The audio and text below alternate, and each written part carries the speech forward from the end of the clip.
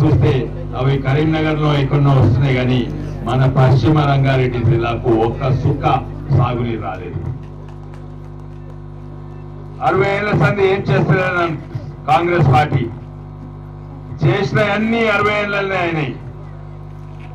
ఈరోజు సాగునీరు తెస్తా అంటే మన పొలాలు ఎండిపోయినాయి అన్నారు, కానీ పొలాలు కాదు గొంతులు కూడా ఎండిపోతున్నాయి తాగునీరు లేకుండా.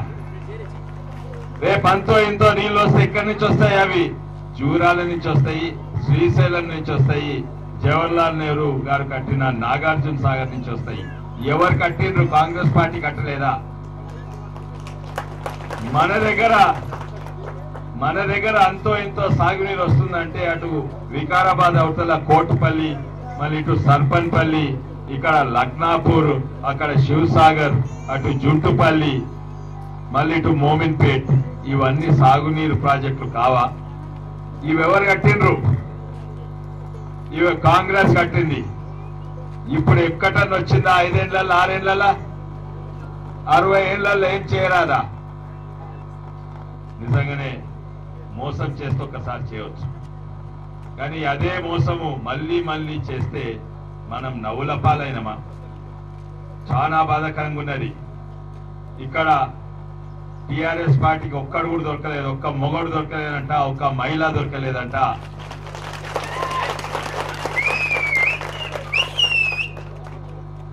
అంటే ఎక్కడి నుంచో వరంగల్ నుంచో కరీంనగర్ నుంచో ఎవరినో తీసుకొచ్చిందంట రందీప్ రెడ్డి అని. ఆ రందీప్ రెడ్డి అంటాడంట, అంటే ఆ కేసీఆర్ తోతు ఆయన అంటాడంట, మీకు మేము మళ్ళీ సాగునీరు ఇస్తాము, మీకు పాలమూరు రంగారెడ్డి పథకం తెచ్చి ఇస్తాము అని. ఇది నిజంగానే ఒక క్రూరమైన హాస్యం, ఒక క్రూరమైన జోక్. మనం జోక్ తయారైనమా? రంగారెడ్డి జిల్లా వాళ్ళము మనం నవ్వుల పాలన చేస్తారా? ఒక్కసారి మోసం చేస్తారు, 2 సార్లు మోసం చేస్తారు, అదే మోసం మళ్ళీ మళ్ళీ చెప్తారా ఎలక్షన్ అయినప్పుడు? నిజంగానే కోపం రాదా? రక్తం ఉడకదా? ఇన్నిసార్లు మనం మళ్ళీ మళ్ళీ మళ్ళీ మళ్ళీ మేము మోసం చేస్తారా మళ్ళీ ఎలక్షన్స్ వచ్చినప్పుడు? అటువంటి పార్టీలో నేను ఉండగలుగుతానా? చెప్పండి. ఇడిచిపెట్టి రావాలి కదా. వాళ్ళందరూ ఏంటంటే, నువ్వు ఇప్పుడు ఇట ఎలక్షన్ టైం అప్పుడు ఆ పార్టీని అధికార పార్టీ ఇడిచిపెట్టి వస్తే మిమ్మల్ని కష్టాలు పెడతాము. అయ్యా నేను సుఖం కొరకు రాజకీయాలకు రాలేదు, కష్టపడుతుంది పోరాటానికి రాజకీయాలకు వచ్చిన. ఎవడు కూడా రాజు కొడుకుతోటి కొట్లాట పెట్టుకోరు, కానీ నేను కొట్లాట పెట్టుకుంటానికి వచ్చిన. ఎందుకంటే మన ప్రజల కొరకు నన్ను ముంగట పెట్టుకొని, మా తాత పేరు ముంగట పెట్టుకొని, మన ప్రజలు మన ప్రాంతాన్ని ద్రోహం చేస్తుంటే నేను ఎట్లుండగలుగుతాను? తప్పనిసరిగా ఏదేమైనా మీ ఎంటుండి, మన ప్రజలు ఎంతుండి, మన ప్రాంతం ఎంటుండి తప్పనిసరిగా పోరాడతాను. పార్టీలు ఉండుకుంటా అదే పార్టీకి ద్రోహం చేయరాదు, అదే పార్టీకి తోటి పోరాడరాదు. ఆ పార్టీలు ఉన్నప్పుడు నేను బయటికి వచ్చి నేను ధర్నా చేయరాదు. రూలింగ్ పార్టీలో లోపల ఉన్నప్పుడు ఎన్నోసార్లు ఎత్తినా కానీ వాళ్ళు పట్టించుకోలేదు. మన ఎంపీ లెటర్ హెడ్ మీద లెటర్లు రాసిస్తే మా పాలమూరు రంగారెడ్డి ఏమైంది, మా సాగునీరు ఏమైంది, మా ఉద్యోగాలు ఏమైందంటే బహుశా ఆ లెటర్లు కచ్చరాకుండిల వంటి పడేసినట్టు. అంటే కానీ నేను లెటర్ రాసి ఆ సంతకం తీసుకొని వస్తే అది రికార్డులా ఉంటుంది. రికార్డులా ఉండకుంటే వాళ్ళు తర్వాత ఏం చెప్పిందంటే, అట్లా ఏకండి ఒక తెల్ల చిట్టి మీద రాసిస్తే భవిష్యత్తు చూస్తారు, కానీ మీ పార్లమెంట్ లెటర్ హెడ్ మీద వేస్తే అది ఎవరు కూడా ఏం పట్టించుకోరు. నిజమే, ఓ ప్రాంతీయ పార్టీ ఎంపీకి మర్యాద ఉండదు, గౌరవం ఉండదు, ఢిల్లీలో కూడా ఉండదు. ఓ ప్రాంతీయ పార్టీ ఎంపీకి మన హైదరాబాద్ లో కూడా లేదు. చూసిరు కదా, మా సీతారాం నాయక్ గారి కరెక్ట్ టైంలా గొంతు కోసేసింది, మా ఏపీ జితేందర్ రెడ్డి గారి కరెక్ట్ టైంలా గొంతు కోసేసింది, మా స్కూల్ మిత్రుడు వివేకానంద్ గారి మన వెంకటస్వామి గారి కొడుకును కరెక్ట్ టైంలా గొంతు కోసేసిండ్రు, మా సుఖీందర్ రెడ్డిని, మా శ్రీనివాస్ రెడ్డిని కరెక్ట్ టైం చూసి గొంతు కోసేసిండ్రు. అక్కడ మర్యాద ఉండదు, ఇక్కడ మర్యాద ఉండదు. ఇంకోటి, నేను ప్రాంతీయ పార్టీ ఎంపీగా ఎన్నోసార్లు మాట్లాడినా మన ప్రాంతం గురించి పార్లమెంట్లో. సాధారణంగా ఢిల్లీలో పోయి ఎన్నోసార్లు మొట్టమొదటి పార్లమెంటేరియన్ 5 ఏళ్లలో ఒక్కసారి కూడా మాట్లాడారు. నేను 100 సార్ల కంటే ఎక్కువ మాట్లాడినా మన ప్రాంత సమస్యలను ఇక్కడి నుంచి తీసుకొచ్చిన. కానీ 100 సార్లు మాట్లాడి 100 అంశాలు రేస్ చేసినా కూడా కేవలం 3ఓ 4ఓ కొంచెం చేసి పెట్టింది. అదే నేను ఒక జాతీయ పార్టీ ఎంపీగా ఉంటే అప్పుడు నా గొంతు బలంగా ఉంటది, నాకు మర్యాద ఉంటది. నేను చెప్పింది అక్కడ రాహుల్ గాంధీ ప్రధాని అడిగితే నేను 100 అడిగితే కనీసం 90 చేసి పెడతారు. అక్కడి నుంచి నిధులు ఇక్కడికి వస్తాయి. ప్రాంతం అభివృద్ధి కావాలంటే ప్రాంతీయ ఎంపీకి ఎక్కువ బలం ఉండదు, జాతీయ ఎంపీ కావాలి. ఇక్కడ జాతీయ ఎంపీ, జాతీయ పార్టీ ఎంపీ అయితేనే మన ప్రాంతము, మన పరిగిని, మన రంగారెడ్డి, వికారాబాద్ ను అభివృద్ధి చేయవచ్చు, మన తెలంగాణను అభివృద్ధి చేయవచ్చు. ఒక్క ప్రశ్న అడుగుతా మిమ్మల్ని, మీ అందరికీ తెలుసు, మన కాంగ్రెస్ పార్టీకి వేస్తే ప్రధాని అయ్యేది రాహుల్ గాంధీ గారు, బీజేపీకి వేస్తే ప్రధాని అయ్యేవారు, ప్రైమ్ మినిస్టర్ అయ్యేవారు నరేంద్ర మోడీ. కానీ టీఆర్ఎస్ పార్టీకి వేస్తే ఎవరైతారు ప్రధాని?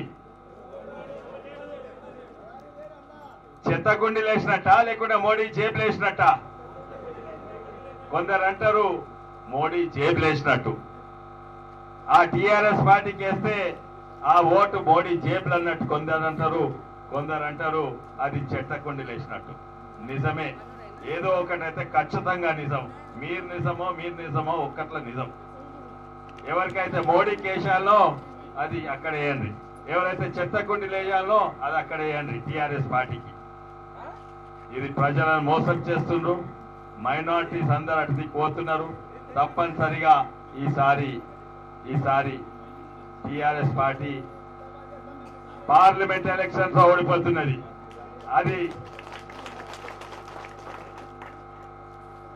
పోయినసారి కూడా ఓడిపోతుండే, కానీ ఈవీఎంల మహత్యమో ఏం మహత్యమో అని మీరు తెలుసు. దాని తర్వాత సర్పంచ్ ఎలక్షన్స్ అయితే ఈవీఎం పెడితే మన హనుమంత్ రెడ్డి గారు గెలుసునో ఓడిపోనో నాకు తెలియదు, కానీ మీది బ్యాలెట్ పేపర్ పెట్టిండ్రు, అందుకే హనుమంత్ రెడ్డి గారు గెలిచిండ్రు. మళ్ళీ మొన్న ఎలక్షన్స్, మన ఎమ్మెల్సీ ఎలక్షన్స్ మన 3టికి 3 ఓడిపోయిండ్రు. అది ఏంది బ్యాలెట్ పేపర్లా ఈవీఎంలా? బ్యాలెట్ పేపర్ పెట్టిండ్రు. ఈవీఎం మహత్యంతో గెలిచిండ్రు, మందు మహత్యంతో, అనైతికంగా పైసల మహత్యంతో గెలిచిండ్రు. కానీ ప్రజల ద్వారా ఓడిపోయిండ్రు. అసెంబ్లీ ఎలక్షన్స్ లా ప్రజల ద్వారా గెలిచిండ్రు మన రామ్మోహన్ రెడ్డి గారు. నేను అనుకుంటున్నాను మా తాత కేవీ రంగారెడ్డి గారు, ఆయన ఇక్కడనే పుట్టిండ్రు. ఆయన అన్నాడు, మీరు రాజకీయాలకు 7 కొడుకులు 4 బిడ్డలు. అందరికీ చెప్పింది ఏంటంటే, నేను రాజకీయాలు ఉంటుంది కానీ మీరు రాజకీయాలకు రాని అవసరం లేదు. ఎందుకంటే దేశ సేవ చేయాలంటే ఓ టీచర్గా ఉండి చేయవచ్చు, ఒక లాయర్గా ఉండి చేయవచ్చు, ఒక డాక్టర్గా, ఒక ఇంజనీర్గా, ఓ ఐఏఎస్ ఆఫీసర్గా ఉండి చేయవచ్చు. నువ్వైతే ఇంజనీర్ కమ్మంటే నేను ఇంజనీర్ అయినా, ఇంజనీర్ అయి కూడా నేను దేశ సేవ చేసిన, నేను పైసలు కూడా సంపాదించిన. తర్వాత బలవంతంగా కేసీఆర్ గారు, కేటీఆర్ గారు 3 ఏళ్ళు వెంటబడ్డారు. ఎందుకంటే నేను ఉద్యమంలో తెలంగాణ కొరకైతే పోరాడినా, ప్రతి ఊర్లో బోర్డులు పెట్టి ఎన్నో చేసిన. వెంటబడ్డన్నా నా పార్టీలో జాయిన్ కా మాకు యొక్క అభ్యర్థి లేదు అంటే నాకు ఇష్టమే లేదు, నాకు రాజకీయాల అవగాహన లేదు, ఏది ఇష్టమే లేదు. 3 ఏళ్ళు వెంటబడితే మీ అసలు వాళ్ళు కావాలి రాజకీయాలంటే జాయిన్ అయినా ఇది గెలిచే సీటే కాదు. ఇక్కడ ఎవరు గెలుస్తారు? ఇక్కడ టీఆర్ఎస్ గెలుస్తుందా రంగారెడ్డి జిల్లాలో? అక్కడనేమో ఆంధ్రవాదం షేర్లింగంపల్లిలా తెలంగాణ అంటే ఇష్టం లేదు. అటువంటి పరిస్థితుల ప్రజలతో సహా కలిసి పనిచేస్తే గెలిచినాము. టీఆర్ఎస్ పార్టీ లేని దగ్గర టీఆర్ఎస్ జెండా పెట్టినాం. ఈసారి కూడా అదే అంశాలకు నిలబడుతున్న పార్టీ మారింది. నేను ప్రజల కొరకు ఆ రోజు నిలబడ్డా, నేను ప్రజల కొరకు ఈ రోజు నిలబడ్డా. నేను పార్టీ మారలేదు, నేను అక్కడున్నానో అక్కడనే ఉన్నా. కింద పార్టీ మారింది. కింద టిఆర్ఎస్ పార్టీ మారింది. ఎవరైతే ద్రోహులుండ్రో వాళ్ళు మంత్రులను చేసిండ్రు, ఎవరైతే మంచోళ్ళు ఉండ్రో మూలకు పెట్టేసిండ్రు. నాయన నరసింహారెడ్డి గాని, ఏపీ జితేందర్ రెడ్డి గాని, సీతారాం నాయక్ గాని, ఆఖరికి హరీష్ రావు గారిని కూడా పక్కకు పెట్టింది. ఎందుకంటే ఆయన తెలంగాణ వాది. దొంగలనందరినీ ద్రోహులనందరినీ చేసిండ్రు. అది టిఆర్ఎస్ పార్టీ కాదు. నేను ఎక్కడున్నానో అక్కడున్నది. కింద టిఆర్ఎస్ పార్టీ మారింది. తప్పనిసరిగా వచ్చే ఎన్నికలలో కాంగ్రెస్ పార్టీ గెలుస్తుందని కేసీఆర్ గారు కూడా చెప్పకనే చెప్పిండ్రు. ఎందుకంటే మీరు ఎవరన్నా అడిగినరా ముందస్తు ఎలక్షన్స్ అని ఒక్కసారి కూడా అడగలేదు. టీఆర్ఎస్ వాళ్ళు అడిగినరా ముందస్తు ఎలక్షన్స్ అని ఒక్కసారి కూడా. 2 ఎలక్షన్స్ ఒకటేసారి అవుతాయి. కానీ ఈసారి ఎమ్మెల్యే ఎలక్షన్స్ ముందస్తు ఎలక్షన్స్ పెట్టింది. ఎవరు అడగకున్నా మన పైసలు వేలాది కోట్లు ఖర్చు పెట్టి ఆయన ముందస్తు స్వార్థం కొరకు పెట్టింది. ఎందుకంటే ఒకవేళ 2 ఎలక్షన్స్ ఒకటేసారి అయితే పార్లమెంట్ ఎలక్షన్స్ ప్రభావము అసెంబ్లీ ఎలక్షన్స్ మీద పడితే టిఆర్ఎస్ పార్టీ పీక్తది, అది గెలవదు. ఆ భయంతోటే కదా, ఆ భయంతోటే 2 వేరే పెట్టిండు. అంటే ఆయన చెప్పకనే చెప్పిండు పార్లమెంట్ ఎలక్షన్స్ లలో టిఆర్ఎస్ పార్టీ ఓడిపోతుంది, కాంగ్రెస్ పార్టీ గెలుస్తుంది. కాంగ్రెస్ పార్టీ ఏం చేసినా ప్రజల కొరకు చేస్తుంది. కాంగ్రెస్ పార్టీ మాటిస్తే పెట్టుకుంటది. సోనియమ్మ తెలంగాణ ఇస్తా అన్నది ఎన్ని కష్ట పరిస్థితులైనా ఇచ్చిందా?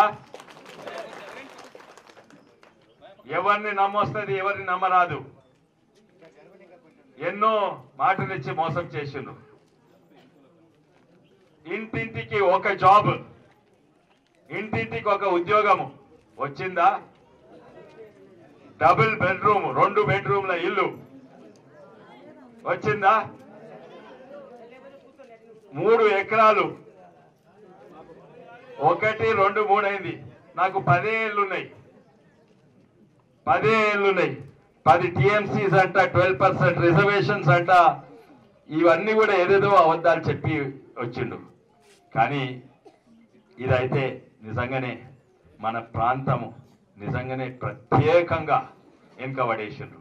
ప్రత్యేకంగా మన ప్రాంతం వెనుకబడేసిండు. ఎందుకంటే అప్పుడు అన్నారు ఆంధ్ర సీఎంలకు మన మీద ప్రేమ లేదు, మన మీద పట్టింపు లేదు, ఓ పట్టుదలతోటి మన ప్రాంత అభివృద్ధి కొరకు పనిచేస్తలేరు.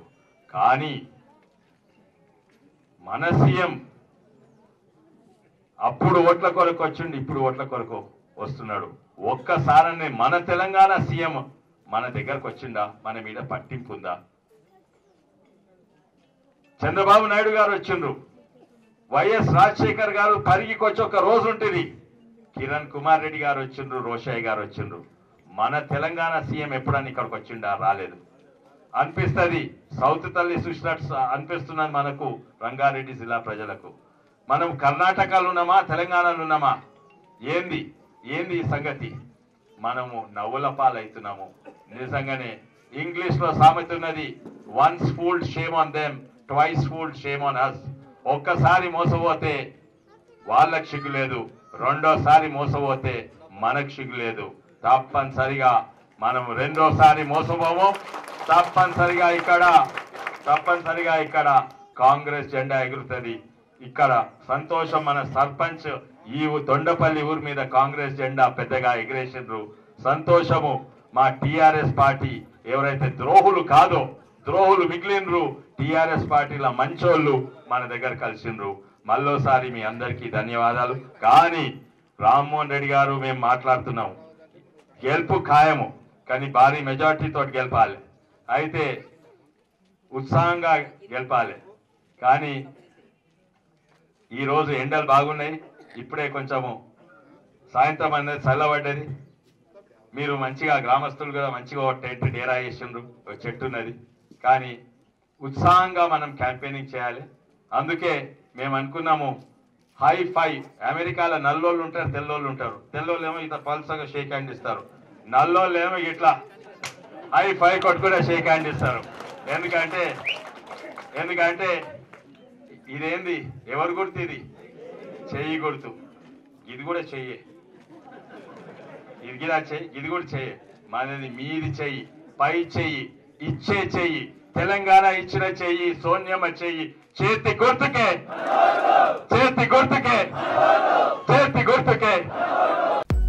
హలో, మిమ్మల్నే ఫిలిం సెలబ్రిటీస్ రియల్ స్టోరీస్ ఏంటో తెలుసుకోవాలనుందా?